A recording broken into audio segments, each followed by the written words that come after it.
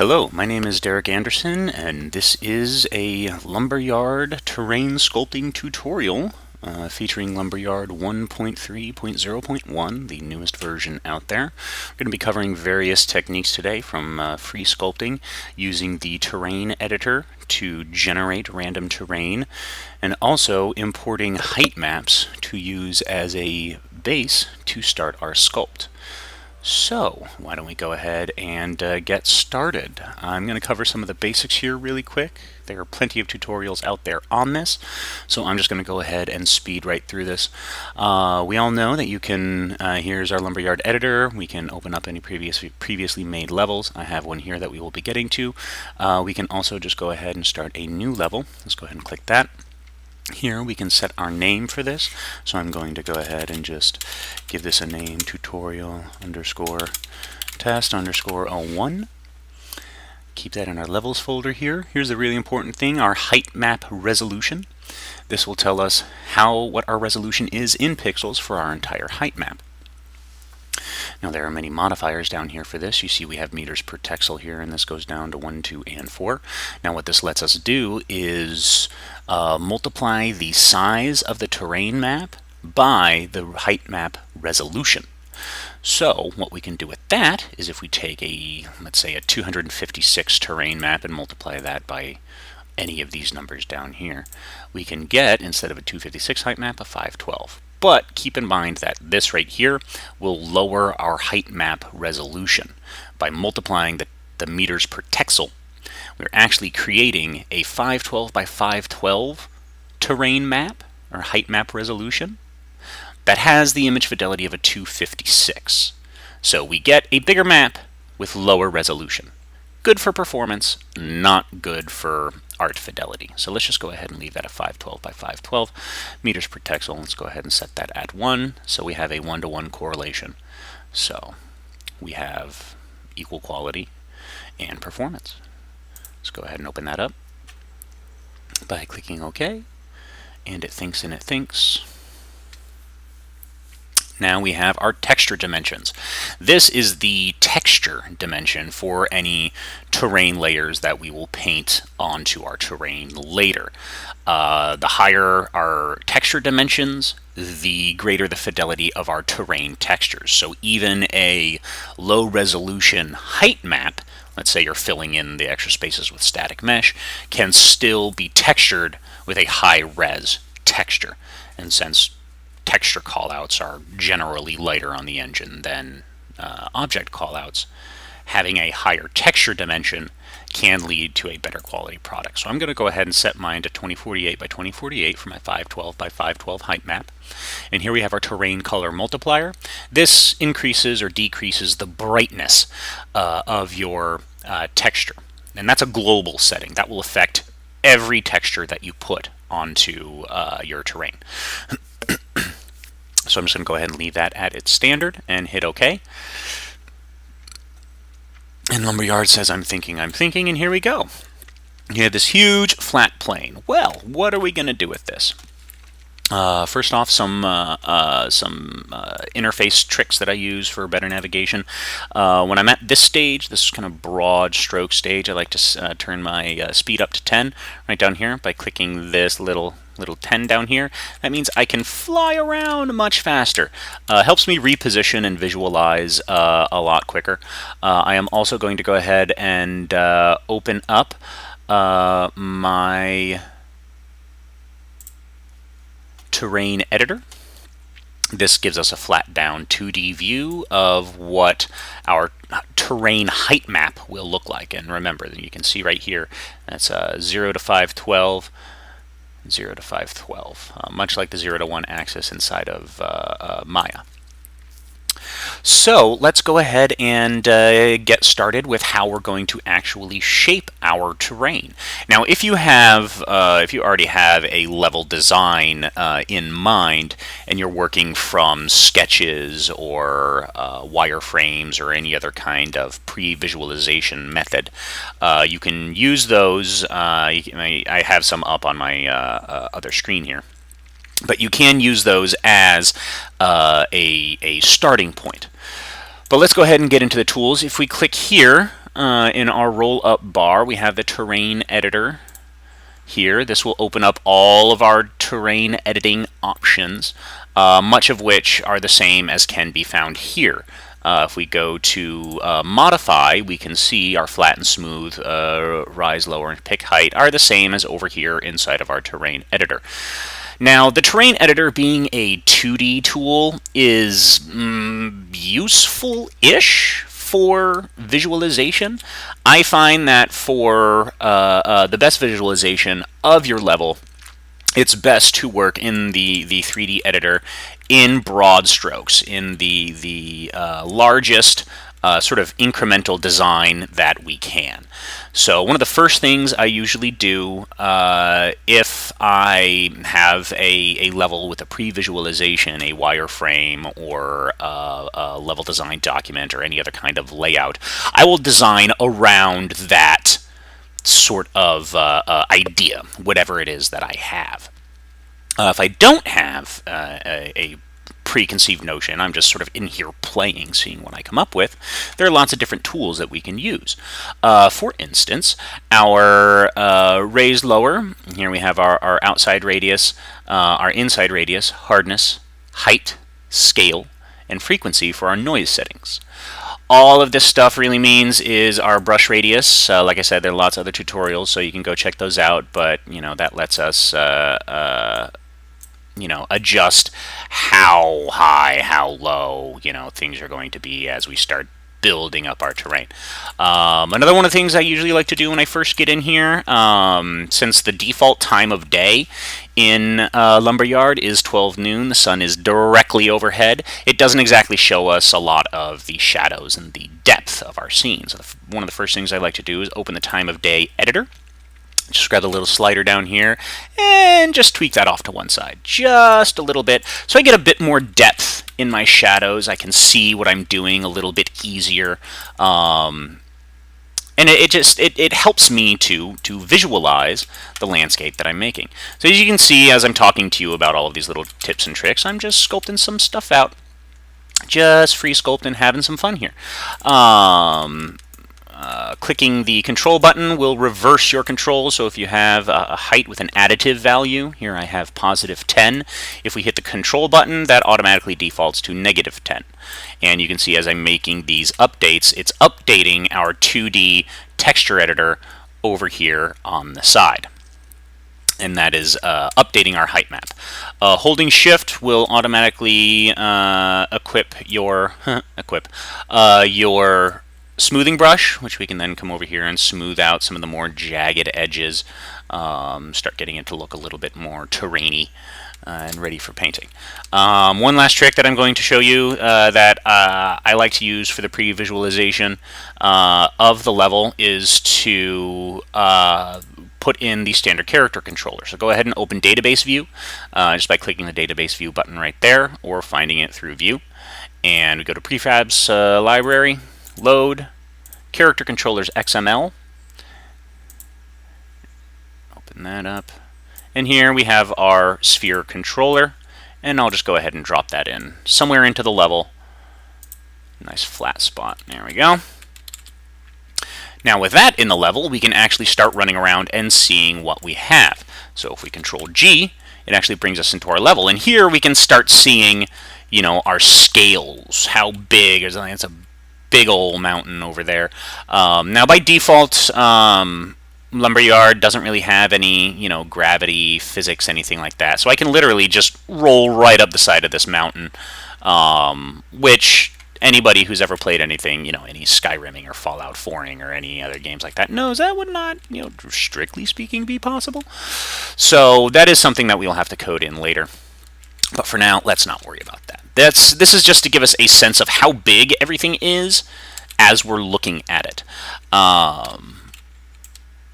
To give us a sense of the scale of things. So here we can now, as we continue on in our process, we can free sculpt and design and put in any of the features that we want.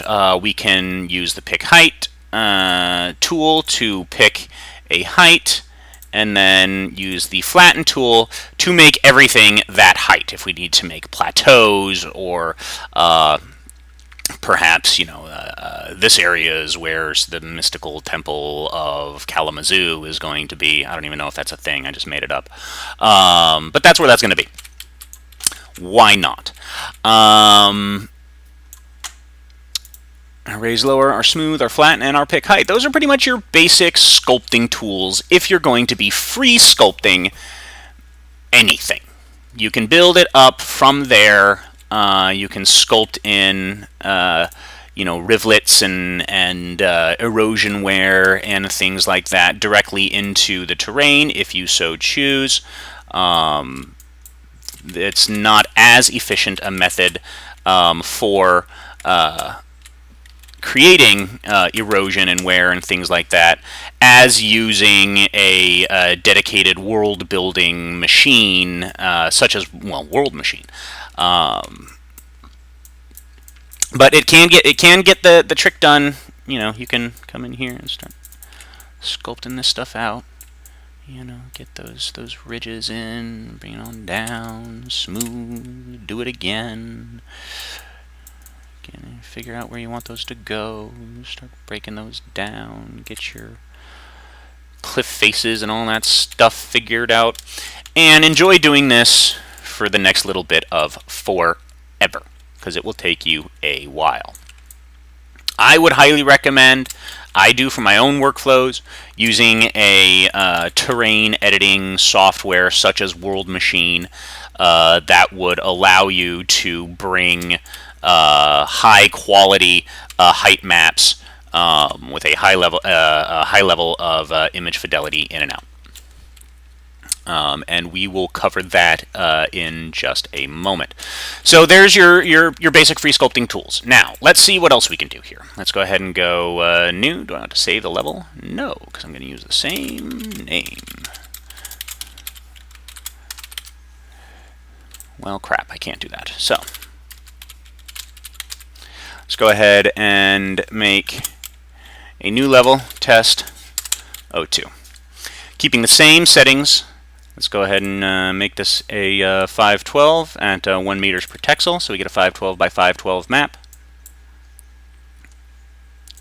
Why did you do that to me, Lumberyard? There we go. Now it's back. And let's go ahead and take a 2048 by 2048. We hit yes. Make that full screen again. Alright. Here we are. So now we're back to this flat level.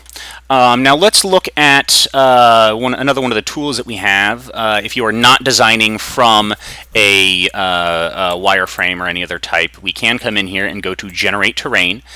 These use the native Lumberyard tools in order to auto-generate our terrain map.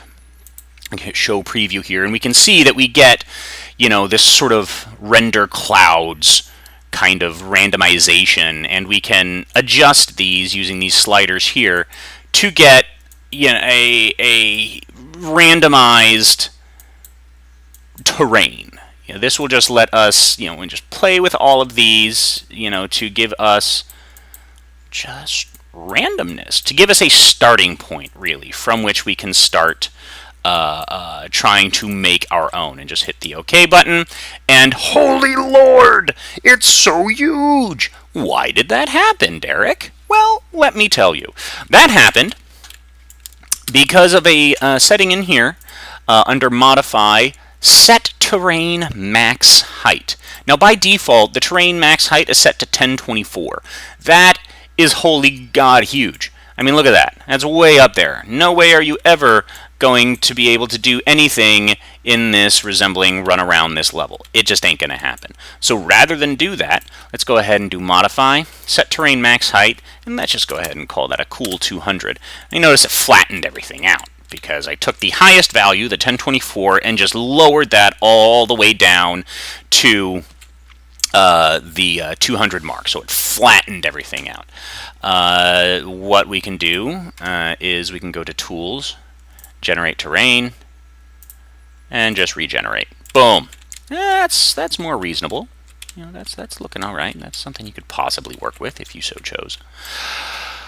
A couple of other settings to be aware of: smooth and smooth slope.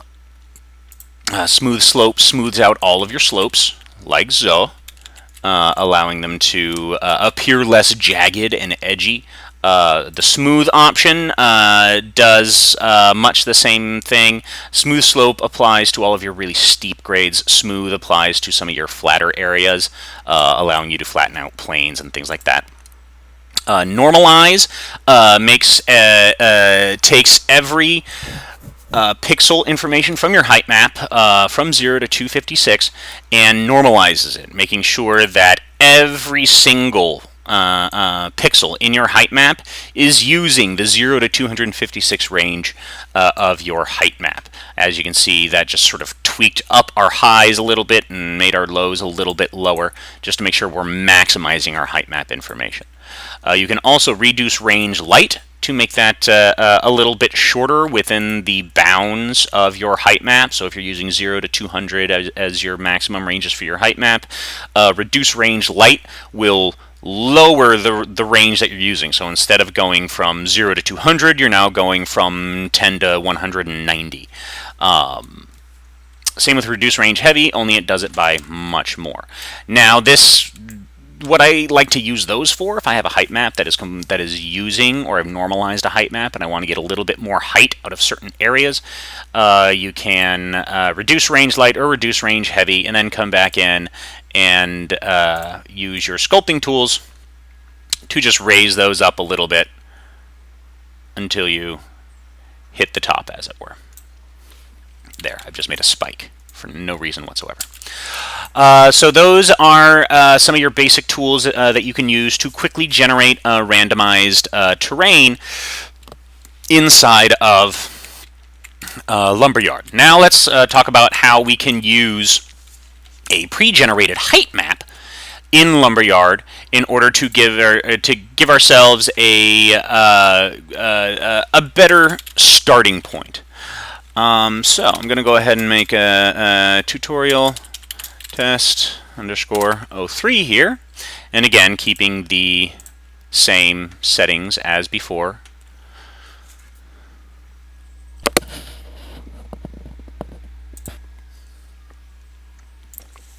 And here we are. Do note the texture density here, the default texture. Let me go ahead and slow that down a bit. The default texture here, our checkerboard pattern, oh so useful in everything that we do 3D. This will render to the scale of your texture dimensions. So originally we set the height map resolution of 512 by 512 and a multiplier meters per pixel of 1. This is our 2048 by 2048 texture, terrain texture map. So there's 2048 little squares here for each pixel of texture density. Now that's pure texture. That is not height map resolution. That is for texture that we will paint on, that I will cover in a later tutorial. But just be aware of that. So how do we use a height map in our own designs? We come up to File, Import Height Map. And here you can see I have some pre-generated here, but instead I'm going to come here to a project I've been working on. And here you can see I have this height map I generated in Photoshop using extremes. You know, pure white for the highest I can possibly go, and then shades of gray leading all the way down to black for the lowest part. Now, before we import any height map, we want to make sure we set our terrain max height. For programs like World Machine, you can set your maximum terrain height inside the generator. I usually keep mine around 256 because it gives an appropriate level of height while not being, it gives me enough height to work with without getting like crazy extreme, and helps prevent stretching and warping in my textures as I paint them on later. So I have set our terrain max height. I come over here, import height map, select my height map, Now, when you're selecting a height map, it is very important to keep it as either you can keep it as a 16-bit TIFF. You can also import as an 8-bit bump if you so choose. Either one really works. So I can open that up, and now I have this hot mess, which is my height map. Yay, height map. But holy balls, it's huge. So here we can go through here and start doing our reduce ranges until we get it into a scale that we're happy with. Now keep in mind, since we are working with our maximum ranges inside of the height map, any height map you come in is going to be pretty extreme at first get. So you will have to do a little bit of modification to it in order to start getting it into the scales and sizes that you're happy with. That looks about right for me. So here we are. Now it's still very, very flat. There's no features. How are we going to get those features in, you ask? Actually, ask that to the screen. It's okay, I'll wait. Well, we're going to get those in by doing some modification. Yay! So we get our brushes out here and we can just start, sculpting all of these down and bringing these in. But, oh God, it's going to take forever. What are we going to do? Well, we are going to ramp up that power and just start chunking away at all this. I am not, don't be concerned about pretty right now. Okay, we're not worried about pretty. All we're trying to do is define our basic shapes. We're trying to chisel these huge flat areas into something that starts resembling mountain. We can start working it away like this, start going away like this, smooth it out, and keep working that. Again, huge chunks, huge. Don't worry about putting in all of your details. We're actually going to use a separate program to do that. I'm going to use World Machine to get in all that nice erosion effects and things like that. I am just doing this to chunk out basically my block out. This is to get an idea, to visualize what my terrain is going to look like. And rather than bore you to death by doing all of this and showing you this whole process, I am just going to open that up and do some quick modification like I did before.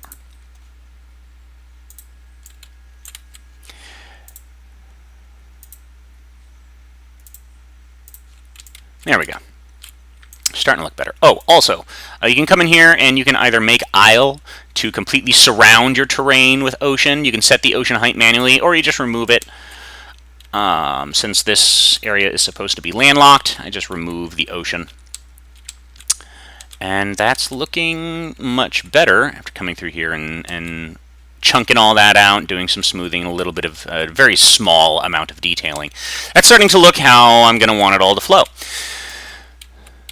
So this is sort of the end result. It took me a couple of hours of just running through here and just chunking all of this down to give it the basic shape that I want it all to be.